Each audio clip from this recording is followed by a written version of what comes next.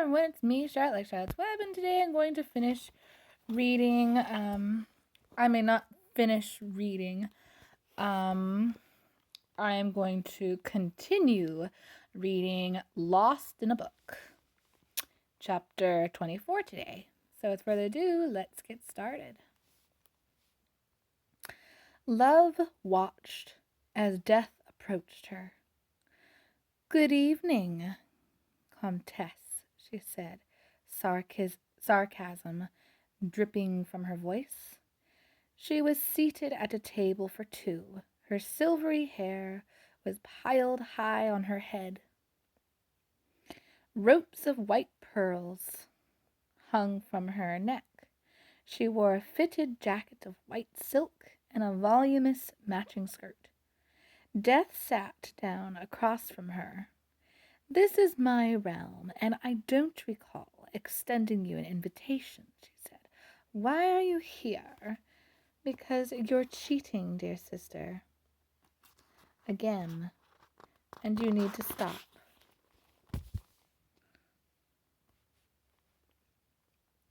Death affected a look of innocence.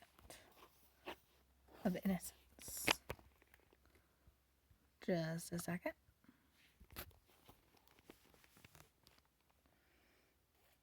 "Whatever gave you that idea?"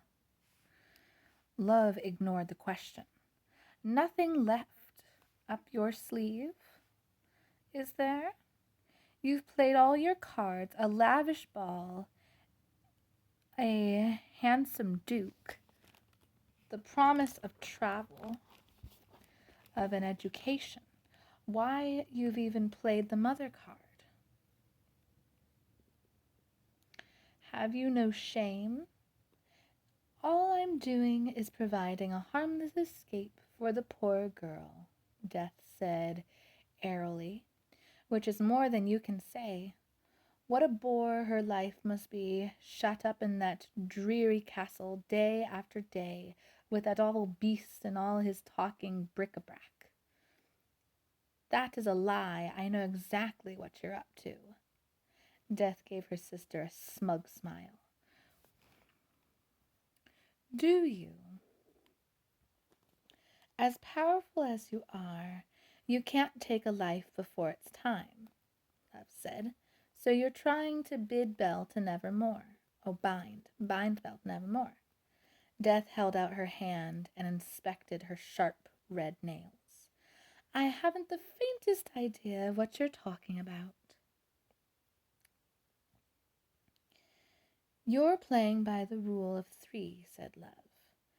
"Named for the three fates, the first whom holds the spool upon which the thread of life is wound, the second who pulls that thread, and the third who snips it. If Belle eats three things and nevermore, and leave three things, she'll be bound to it." Death lowered her hand. She met her sister's gaze. "This is becoming tedious. If I admit to it, will you leave?" she asked. "I knew it," Love said, shaking her head. "Can you blame me? It's such an elegant rule." "Don't you agree?" Death said, being middle and ending. "All lives have them, and so do all stories, though I must admit I'm partial to the ending."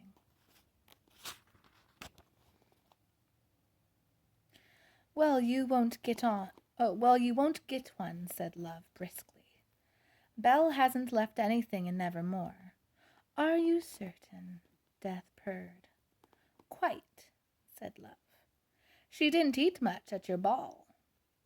She didn't eat much at your ball either, despite your best efforts. My beetle saw to that." "She did just now, though," said Death. Love's green eyes flashed with anger. Just a sec.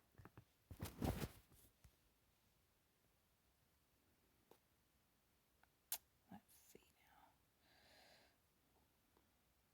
"She won't do it again, not if I can help it." Death shot forward to her chair. But you can't, sister dear. This is my story. You don't belong here. Leave now, or I shall call my servant to throw you out. Love glanced at Death's henchman. He was lurking near the door. A shudder ran through her. How do you stand having that horrible creature around? She asked. He stinks of the grave. That happens to be my favorite perfume, Death said. Monchard, come. But Love was too quick for him. With a flourish of white silk, she'd crossed the cafe, slipped through the kitchen door, and disappeared.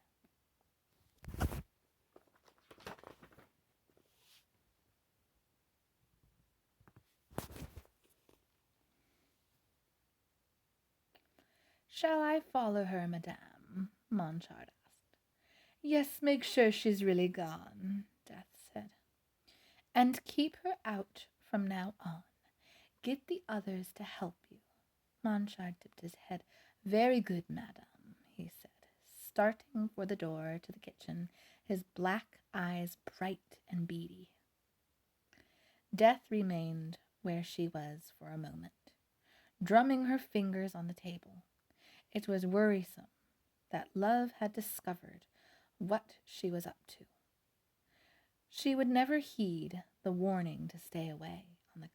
On the contrary, she would try twice as hard to meddle.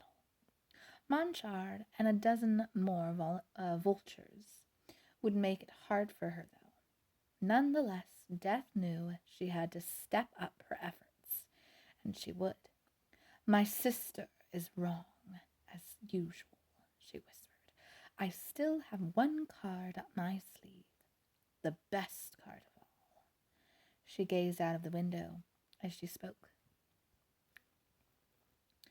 She couldn't see Belle, but she knew she was there sitting at her table, happily watching the world go by, and I intend to play it. All right, everybody. That is the end of that chapter, so stay tuned for more, and I will be back with chapter 25. See you next time. Bye. This is Charlotte, like Charlotte's Web. Have a good rest of your day. Leave any likes or comments you may have. And feel free to subscribe. Thanks.